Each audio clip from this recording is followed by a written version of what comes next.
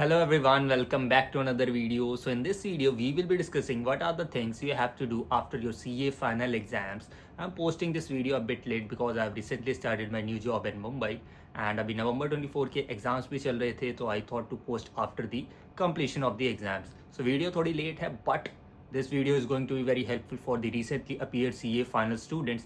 इसके अंदर मैं आपको बताऊंगा जो भी आपका रिजल्ट से पहले वाला टाइम है उसको आप कैसे बेस्ट तरीके से यूटिलाइज़ कर सकते हो, जिससे कि आगे अगर आप जो फर्दर जॉब अपॉर्चुनिटीज़ हैं या फिर आपको अगर May 25 का अटैम्प्ट अपीयर करना पड़ता है तो क्या क्या चीज़ें आपको ध्यान में रखनी है जो कि आगे आपको हेल्प करेंगी। तो इस वीडियो को दो पार्ट के अंदर रखेंगे, एक जिनके एग्जाम्स अच्छे गए हैं और उन्हें पूरी एक्सपेक्टेशन है that they will pass this exam, या फिर सेकंड कैटेगरी के स्टूडेंट जिनको थोड़ा सा भी डाउट है कि या उनके एग्जाम्स अच्छे नहीं गए या एक ग्रुप अच्छा नहीं गया, एक पेपर अच्छा नहीं गया, उनको किस तरीके से आगे प्रोसीड करना है। तो पहले एक कॉमन जो चीज़ है जो कि सबको ही करनी है, चाहे आपके एग्जाम्स अच्छे गए हैं चाहे नहीं गए हैं, तो वो चीज़ है आपको एक ब्रेक लेना है और आपको थोड़ा टाइम आपकी फैमिली के साथ स्पेंड करना है।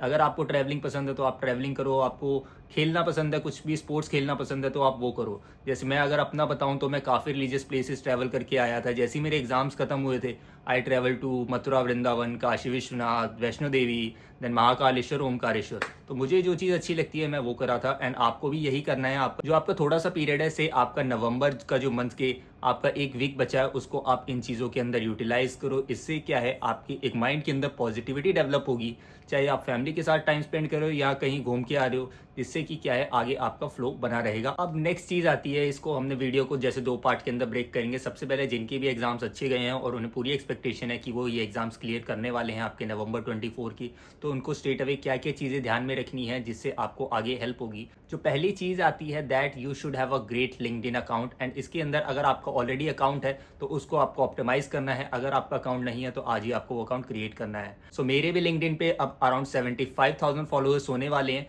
तो जो लिंक्डइन अकाउंट है ये आपका काफ़ी इंपॉर्टेंट रोल प्ले करता है आगे आपकी जॉब प्रोफाइल्स के अंदर, जॉब सर्च के अंदर आपको बहुत हेल्प मिलेगी। मैं बताऊं एज अ AIR1 मुझे जो जितने ऑफर्स आउटसाइड से आए थे दैट इज़ ऑफ कैंपस आए थे या ऑन कैंपस, उससे ज़्यादा मेरे पास लिंक्डइन से आए थे और मेरे पास इंटरनेशनल ऑफर्स भी आए थे from LinkedIn only. So LinkedIn की प्रोफाइल अच्छी होना आपके लिए बहुत ज़रूरी है। अगर आपको इसके अंदर कोई भी हेल्प चाहिए लिंक्डइन से रिलेटेड तो आप मुझसे कनेक्ट कर सकते हो लिंक्डइन के ऊपर, जिससे कि मैं आपको उसके अंदर भी हेल्प कर दूंगा क्या क्या चीज़ें आपको ध्यान में रखनी है। और लिंक्डइन के लिए एक मैं सेपरेट वीडियो बनाऊंगा कि क्या क्या चीज़ें आपको आपकी प्रोफाइल बनाते वक्त ध्यान में रखनी है, क्या जो रिक्रूटर्स होते हैं वो क्या देखते हैं। क्योंकि मेरे भी जो अभी इंप्रेशन बताऊँ अगर मैं पोस्ट के तो 1.5 करोड़ वो क्रॉस कर चुके हैं। तो मैं रेगुलरली पोस्ट कर रहा हूँ सिंस 2020 जब मैं CA इंटरमीडिएट के अंदर था। तो ये जो आपका लिंक्डइन का प्लेटफॉर्म है इसने मुझे काफ़ी हेल्प करी है रिकॉग्निशन के अंदर, जॉब सर्च के अंदर एंड एवरीथिंग। जैसा मैंने बता दिया कि लिंक्डइन का अकाउंट आपको आज ही ऑप्टिमाइज करना है, आज ही उस पर वर्क करना है, क्योंकि जो भी आजकल के आपके रिक्रूटर्स होते हैं वो आपका लिंक्डइन प्रोफाइल देखते ही हैं एंड जो आपका CV होता है उसके अंदर भी आपको वो जो लिंक होता है लिंक्डइन प्रोफाइल का वो मेंशन करना पड़ता है। मैं काफ़ी लोगों को देखता हूँ कोई भी रैंडम प्रोफाइल फ़ोटोज़ यूज़ कर रहे होते हैं, कुछ भी यूज़ कर रहे होते हैं। तो आपको एक प्रोफेशनल अकाउंट बनाना है। आप मेरा अकाउंट रेफर कर सकते हो कि क्या क्या चीज़ें हैं, कैसे हेडलाइन लिखी हुई है, कैसे आपको बायो लिखना है, क्या अबाउट सेक्शन के अंदर लिखना है, कैसे आपको एजुकेशन डिटेल्स डालनी है। तो ये हो गई पहली चीज़। तो दूसरी चीज़ जो आती है वो आती है CV बिल्डिंग। CV बिल्डिंग सबसे इंपॉर्टेंट चीज़ है जो बच्चे नेगलेक्ट करते रहते हैं एंड इसके लिए आपको ये नहीं करना कि आपका जब रिजल्ट आएगा तब आप बनाओगे। मैंने भी यही गलती करी थी कि मैंने ज़्यादा काम नहीं करा था, मेरा ड्राफ्ट बना हुआ था, अच्छे से नहीं बनाया था, तो मुझे क्या था वहाँ पे प्रेशर आ गया था एकदम से कि CV बनाना है, CV बनाना है। तो उससे बेटर यही है कि आप आज से स्टार्ट करो। और जो CV होता है वो एक दिन के अंदर नहीं बनता कभी भी, उसके अंदर आपको काफ़ी वीक भी लग जाता है बनाने के अंदर, क्योंकि आपको एक एक जो चीज़ होती है छोटी सी वो आपको सोच के लिखनी पड़ेगी। अगर मैं बताऊं जैसे कि मेरे हाईएस्ट मार्क्स थे रीजनल लेवल पे KVS के अंदर, इकोनॉमिक्स के अंदर, वो मैंने अपने CV के अंदर मेंशन कर रखा था। तो मेरे से इंटरव्यूज़ के अंदर भी पूछ ली थी इकोनॉमिक्स की चीज़ें कि आपका मल्टीप्लायर क्या होता है, क्या GDP ग्रोथ वगैरह कैसे निकाली जाती है। तो ये चीज़ें आपको जो भी लिख रहे हो उसके अंदर आपको बहुत सोच समझ कर लिखनी है एंड आज ही आपको वो बनाना स्टार्ट कर देना चाहिए। एंड जब भी आप बनाते हो उसके अंदर आप इनपुट्स लेते रहो, इनपुट्स लेते रहो। इनपुट लेने से क्या मतलब है कि आपको आपके जो भी सीनियर्स हैं या फिर जो भी आपके पीयर्स हैं, जो साथ वाले स्टूडेंट्स हैं, उनके आप CVs देखो और आप ChatGPT का यूज़ कर सकते हो कि कैसे आप कोई भी लाइन है उसको आप रीड्राफ्ट कर सकते हो। तो इस तरीके से आपको मल्टीपल रिसोर्स यूटिलाइज करके उसको CV को बनाना है एंड रिव्यू करवाना है कुछ अच्छे लोगों से जो कि आपके एक अच्छे लेवल पे इंडस्ट्री के अंदर बैठे हुए हैं। अगर आपके पास नहीं है नोन में ऐसे लोग तो आप लिंक्डइन पे कनेक्ट कर सकते हो, कोई भी आपकी हेल्प कर देगा। जनरली लोग नहीं करते, कुछ रिप्लाई कुछ कर देते हैं। अगर आपका 10 में से 1% भी रिप्लाई कर देता है तो आपकी काफ़ी हेल्प हो जाएगी उसके अंदर। तो दूसरा पॉइंट ये था सीवी बिल्डिंग का। इसके बाद अगर मैं बात करूं तो एक इम्पॉर्टेंट जो चीज़ आती है वो आती है आपको जॉब प्रोफाइल्स पे रिसर्च करनी है, कि आपको चेक करना है कि आपका इंटरेस्ट किस जॉब प्रोफाइल के अंदर है। क्योंकि लेटर ऑन मैं बताऊं कि आपका जैसे ही एग्ज़ाम क्लियर होगा, अगर आपकी रैंक है तो आपका तो wide range of options open हो जाएंगे। अगर आपकी रैंक नहीं है तब भी आपके पास मल्टीपल ऑप्शंस होंगे। अगर आपकी जैसे रैंक आती है तो आपके मैनेजमेंट ट्रेनी रोल्स हो जाते हैं, इन्वेस्टमेंट बैंकिंग हो जाता है, मैनेजमेंट कंसल्टिंग हो जाता है, पीएसयू, ऑलमोस्ट सारे रोल्स आपके लिए ओपन है, चाहे वो एमबीए रिलेटेड हो या फिर आपके सीए रिलेटेड हो।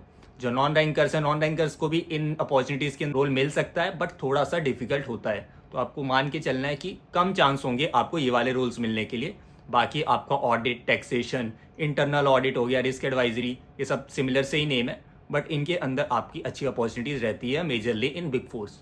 एंड बिग फोर्स भी अच्छा पे करते हैं एज अ फ्रेशर लेवल। अब आपको जॉब प्रोफाइल्स के अंदर आप रिसर्च कैसे करोगे? अगर आपका स्टॉक मार्केट के अंदर इंटरेस्ट है तो आप इक्विटी रिसर्च के लिए, इन्वेस्टमेंट बैंकिंग के लिए देख सकते हो। आपका अगर ऑडिट के अंदर इंटरेस्ट है तो ऑडिट में जा सकते हो। टैक्स के अंदर इंटरेस्ट है तो टैक्स के अंदर जा सकते हो। फाइनेंस में इंटरेस्ट है कि आपको देखना है कि बिजनेस कैसे वर्क करता है, कैसे चीज़ें फ्लो करती है, तो आप मैनेजमेंट ट्रेनी रोल्स की तरफ जा सकते हो। अब लेकिन आपको पता कैसे चलेगा कि कौन सा रोल अच्छा है, कौन सा आपके लिए बेस्ट है? तो अगेन आपको रिसर्च कैसे करनी है? आप सबसे पहले आर्टिकल्स पढ़ो जो भी गूगल पे हैं। आप कोई भी इंडस्ट्री डाल दो, उसके अंदर आप उसकी रिसर्च करो। अब आपको अगर अच्छा लग रहा है वो, आप लिंक्डइन पे उससे रिलेटेड लोगों से कनेक्ट करो, उनसे पूछो कि क्या काम है, कैसे होता है। तो उससे क्या है, आपको काफ़ी हेल्प मिलने वाली है। अब जो सबसे इंपॉर्टेंट चीज़ आती है, लोगों को लगता है हमसे इंटरव्यूज़ के अंदर क्या पूछा जाएगा। तो इसके अंदर मैं क्वेश्चंस की लिस्ट तो नेक्स्ट वीडियो बना दूंगा या फिर मैं अलग से शेयर कर दूंगा, लिंक्डइन पे मैंने शेयर करी हुई है। तो उसके अंदर आप एक चीज़ नोटिस करोगे कि टेक्निकल क्वेश्चंस नहीं पूछे जाते। मानता हूँ कुछ जॉब प्रोफाइल्स हैं ऑडिट टैक्स के अंदर वो टेक्निकल्स पूछते हैं, बट जो भी आपकी प्रीमियम प्रोफाइल्स होती हैं, जो मेजरली रैंक होल्डर जिसके अंदर जा रहे हैं, वहाँ पे आपसे कोई भी टेक्निकल क्वेश्चंस नहीं पूछे जाएंगे, because they know you have recently clear your CA final, so you know the technicals very well. They are more interested to know you as a person, कैसे आप चीज़ों को सोचते हो, कैसे आप को एक सिचुएशन दे देंगे कि क्या आप इसके अंदर करोगे। तो आपको उस पर ज़्यादा ध्यान देना है कि आप एक पर्सनैलिटी आप क्या दिखा रहे हो वहाँ पे, कि एक पर्टिकुलर सिचुएशन पे आप कैसे रिएक्ट करोगे। कई बार पूछ लिया जाता है कि आपका कलीग परेशान है कि आप उसको हेल्प करोगे नहीं करोगे। आप प्रोजेक्ट खुद एक चल रहा है जो कि काफ़ी डिफिकल्ट स्टेज पे है, तो ऐसे आपको सिनेरियो एनालिसिस दिए जाते हैं। इसके लिए क्वेश्चन लिस्ट तो मैं शेयर कर दूंगा। बाकी ये एट अ पर्सनल लेवल होता है, इसका कोई फिक्स आंसर नहीं होता कि आपको यही आंसर करना है, बिकॉज टेक्निकल्स आप थोड़े गलत भी दे दोगे तो चलता है, बट अगर आप एज अ पर्सन अच्छी चीज़ें बताते हो वहाँ पे और रिएक्ट करते हो सिचुएशन के अंदर एक प्रॉपर नॉलेजेबल इंडिविजुअल की तरह, तो वहाँ पे आपके सिलेक्शन के चांसेस बढ़ जाते हैं। अब जब भी आप इंटरव्यू देते हो तो एक चीज़ और आपको ध्यान में रखनी है। अगर आपको पहले से ही प्रेफर्ड डोमेन है कि मुझे एफएमसीजी के अंदर जाना है, मुझे ऑटोमोबाइल के अंदर जाना है, या फिर कोई भी इंडस्ट्री आपको से टेलीकम्युनिकेशन सेक्टर के अंदर जाना है, तो उसके अंदर आपको उस इंडस्ट्री की रिसर्च करनी पड़ेगी कि एफएमसीजी है तो एफएमसीजी के अंदर ग्रोथ रेट्स क्या चलते हैं, किस लेवल पे एफएमसीजी इंडस्ट्री ग्रो करती है, जो मेजर प्लेयर्स कौन है एफएमसीजी के अंदर, एंड मेजर प्लेयर कौन कौन से हैं, वो कैसे, उनका बिजनेस मॉडल कैसे रन करता है। तो आपको प्रॉपर बिजनेस की अंडरस्टैंडिंग लेनी पड़ेगी through this online resources only. And इसके लिए आपका इंडस्ट्री रिसर्च के लिए एक वेबसाइट होती है IBEF करके, उसके अंदर आपकी गवर्नमेंट की वेबसाइट है, तो आपको डिटेल्ड रिपोर्ट मिल जाती है एक पर्टिकुलर एफएमसीजी का कहाँ पे कितनी इन्वेस्टमेंट हुई है, बजट के अंदर क्या आया, लास्ट 5 ईयर और 10 ईयर से इस इंडस्ट्री के अंदर क्या चल रहा है। तो ये सब चीज़ें आपको प्रिपेयर करनी है। ये नहीं सोचना कि मेरे से ऑडिट पूछेंगे तो मैं ऑडिट पढ़ने लगूंगा। तो आपको इन लेवल तक जाना है। आप कभी भी ये मत सोचना, ये लोगों को लगता है कि रैंकर आया है या फिर रैंक आई है तो इनका तो डायरेक्ट सिलेक्शन हो जाता है, ऐसा नहीं होता। वो अच्छे लेवल के इंटरव्यूज होते हैं। Even the job I am doing, I gave around 4 rounds of interview. तो CFO राउंड तक तो आपको बहुत ज़्यादा मेंटल प्रेशर भी हो जाता है कि क्या पूछेंगे, और कभी भी वो टेक्निकल्स नहीं पूछते, वो आपके बारे में ही जानना चाहते हैं। मुझसे अगर मैं बताऊं कि CFO राउंड के अंदर क्या पूछा था, तो उन्होंने रशिया यूक्रेन वॉर के बारे में पूछा था, गाज़ा पैलेस्टीन हो गया आपका, कि और आपके इंडिया के अंदर क्या इश्यूज चल रहे हैं, इकोनॉमिक इश्यूज क्या चल रहे हैं। तो कभी भी आपसे ऑडिट टैक्स नहीं पूछने वाले वो, अगर आप इन प्रोफाइल्स के अंदर जाते हो। जो आपकी बिग 4 है, स्पेसिफिकली बिग 4 के अंदर अगर मैं बताऊं तो वहाँ पे टेक्निकल्स पूछा जाता है, वहाँ पे आपको प्रिपेयर करना पड़ेगा। और वो भी सिचुएशन बेस्ड होता है, ऐसा नहीं होता आपसे पूछ लेंगे ऐसे 600 बताओ। कोई आपको पर्टिकुलर सिचुएशन देंगे, वहाँ पे आप क्या ओपिनियन देते हो, कैसे आप उस पर रिएक्ट करोगे, वो चीज़ें होती हैं। तो इतना अगर इसको मैं क्विक बेसिस पे समराइज कर दूं फॉर दोस्त जिनको लग रहा है कि एग्जाम्स क्लियर होने वाले। तो सबसे पहले आपको लिंक्डइन प्रोफाइल के अंदर काम करना है। उसके अंदर आपको अगर कोई इशू आ रहा है तो आप मुझसे कनेक्ट कर सकते हो। दूसरी चीज़, आपको सीवी बनाना है। आज से ही स्टार्ट कर देना, आज से एक वीक ले लो आप, उसके बाद बनाना स्टार्ट कर देना। रेफरेंस के लिए आपके ऑनलाइन मिल जाएंगे या फिर आप लिंक्डइन से किसी को रीच आउट करके भी वहाँ से ले सकते हो। अगर आप मुझे कमेंट सेक्शन में बता देना, मैं आपको एक ड्राइव के अंदर कलेक्शन शेयर कर दूंगा जो भी मेरे हैं, या फिर मैं अपने फ्रेंड से लेके आपको वो शेयर कर दूंगा। रैंकर्स जो हैं, नॉन रैंकर्स हैं, जो बिग फोर्स के अंदर है, जो मिड साइज के अंदर है, तो सारा एक कंपाइल करके मैं आपको शेयर कर दूंगा। तीसरी चीज़ होगी, आपको रिसर्च, जो भी जॉब प्रोफाइल्स हैं उन पर रिसर्च करना है। चौथी चीज़ होगी, आपको इंडस्ट्री एनालिसिस करना है, बिजनेस अंडरस्टैंडिंग लेनी है, जो जनरल एचआर क्वेश्चन है वो प्रिपेयर करने हैं। क्योंकि आपको अगर मैं बताऊं, ये चीज़ आपको बहुत अलग लगेगी, बट अभी लग रहा है आपके पास बहुत टाइम है। जैसे ही आपका एग्जाम क्लियर हो जाएगा, एक भी दिन का टाइम नहीं होगा, वहाँ पे आपको प्रेशर हो जाएगा कि अब जॉब ढूंढनी है। एंड जॉब ढूंढना इतना भी आसान नहीं होता। अगर आपको लगता है कि सीए क्लियर करना जितना मुश्किल है, उतना ही मुश्किल आपका जॉब ढूंढना भी होता है। अगर आपके पास ऑप्शंस हैं और ज़्यादा मुश्किल है, ऑप्शंस कम है तो भी मुश्किल है, क्योंकि जो जॉब मार्केट चल रहा है वो इतना भी अच्छा नहीं है। अभी करंट सिनेरियो के अंदर जॉब्स हैं, बट जो लोगों को जिस तरीके की जॉब्स चाहिए वैसी नहीं है। वो मैंने ये समराइज़ कर दिया। एंड अगर आपको और भी कुछ इससे रिलेटेड डाउट हो, कोई स्पेसिफिक डाउट हो, तो आप कमेंट सेक्शन में वो मुझे बता देना। अब बात करते हैं जिन स्टूडेंट्स के एग्जाम्स अच्छे नहीं गए, क्योंकि जो नवंबर 24 के पेपर्स थे वो काफ़ी डिफिकल्ट थे। एंड मैंने भी उनका पेपर एनालिसिस कराया तो वो डिफिकल्ट ही आए हुए हैं। ऐसा कहीं भी उन्होंने कॉपी पेस्ट नहीं पूछा है एज़ कम्पेयर टू मे, क्योंकि मे के अंदर काफ़ी क्वेश्चंस थे जो उन्होंने डायरेक्ट स्टडी मैथ से रिपीट करे थे। बट ये जो पेपर्स थे अच्छी लेवल के थे। आइडियली ऐसे ही पेपर्स आने चाहिए, क्योंकि स्टूडेंट का जो नॉलेज लेवल है वो यहाँ से अच्छा टेस्ट होता है। बट जो एक्सपेक्टेड रिजल्ट्स डेट है वो भी अराउंड मेरे according first week of Jan, जैसा कि नॉर्मल रहता है, तभी आना चाहिए। मे बी एक वीक जल्दी या लेट वो कर सकते हैं।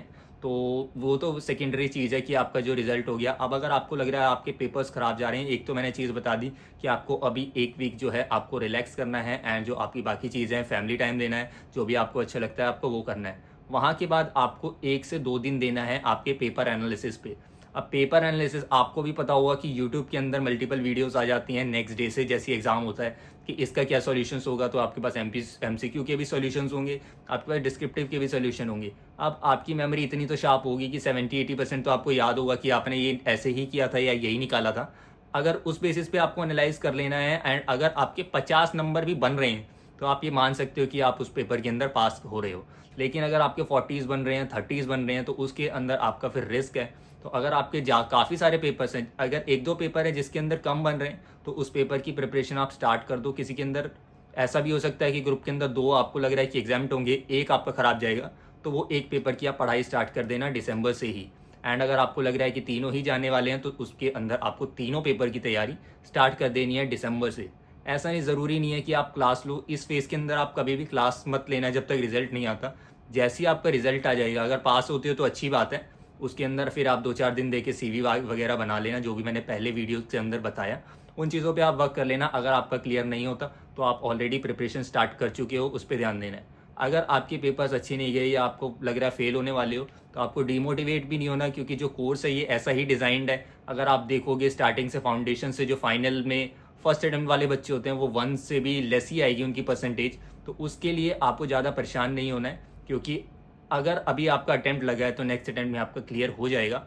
एंड ये तो होता है कि थोड़ा तो आगे जॉब में इम्पैक्ट पड़ेगा, बट आपको इसको एज अ लाइफ फेलियर नहीं लेना है, क्योंकि जिनके अटेम्प्ट्स भी लगे उनको भी नेक्स्ट अटेम्प्ट में भी रैंक आई है। मैं काफ़ी लोगों को जानता हूँ, क्योंकि MDP के अंदर मिले थे जिनका एक बार अटेम्प्ट लगा और नेक्स्ट अटेम्प्ट के अंदर उनकी रैंक आई। तो इसको आपको एज अ लाइफ फेलियर नहीं लेना है, एंड आपको आगे की तैयारी करते रहनी है। उसके बाद जब आप पेपर एनालिसिस करोगे तो आपको जिस सब्जेक्ट के अंदर सबसे कम मार्क्स आ रहे हैं, तो उनकी आपको रिवीजन वीडियोस भी देखनी है, कि आपको ये चेक करना है क्या आपने कैलकुलेशंस की गलती करी है या फिर आपके कंसेप्ट्स के अंदर इशू है। अगर आपकी कैलकुलेशन की गलती है तो आपको मल्टीपल क्वेश्चंस प्रैक्टिस करने हैं, बट अगर आपको लग रहा है कि कंसेप्ट्स ही नहीं है तो उसके अंदर आपको रिवीजन वीडियोस देखनी पड़ेगी।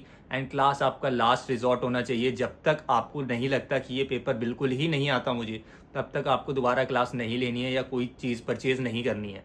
तो आपको ये करना है, आपके जितने भी स्टूडेंट्स हैं जिनकी एग्ज़ाम्स अच्छे नहीं गए, तो ये दोनों चीज़ें मैंने बता दी डिटेल के अंदर, क्या करना है क्या नहीं करना है। और भी अगर आपको कोई हेल्प चाहिए हो तो आप कमेंट सेक्शन के अंदर बता सकते हो, इंस्टाग्राम में बता सकते हो, लिंक्डइन पे बता सकते हो। रिप्लाई करने में थोड़ा लेट हो जाता है बिकॉज अभी मेरी न्यू जॉब स्टार्ट हुई है, तो अभी इतना टाइम तो नहीं मिल पाता, क्योंकि तभी ये वीडियो भी इतनी लेट हो गई। बट जैसे ही मुझे टाइम मिलेगा so I will try to help. And हमारे जो यूट्यूब हैं, we are about to complete 12,000 subscribers to do subscribe to the channel. And if you want a video on a specific or a particular topic, you can mention in the comment box. And इन जो भी आप मेरे social media handles हैं, LinkedIn पे भी since I am about to complete 75,000 followers, and उसके अंदर भी मैं फ्रीक्वेंटली पोस्ट करता रहता हूँ क्या आपकी एग्जाम स्ट्रेटजीज होनी चाहिए, क्या इंटरव्यू क्वेश्चंस होते हैं। तो मल्टीपल वैरायटी ऑफ जो कंटेंट होता है आपका इंडस्ट्री से रिलेटेड, फाइनेंस से रिलेटेड, फॉर सीए स्टूडेंट्स, तो वो मैं पोस्ट करता रहता हूँ, वहाँ पे आप मुझे फॉलो कर सकते हो। एंड सो मिलते हैं नेक्स्ट वीडियो के अंदर। Thank you everyone.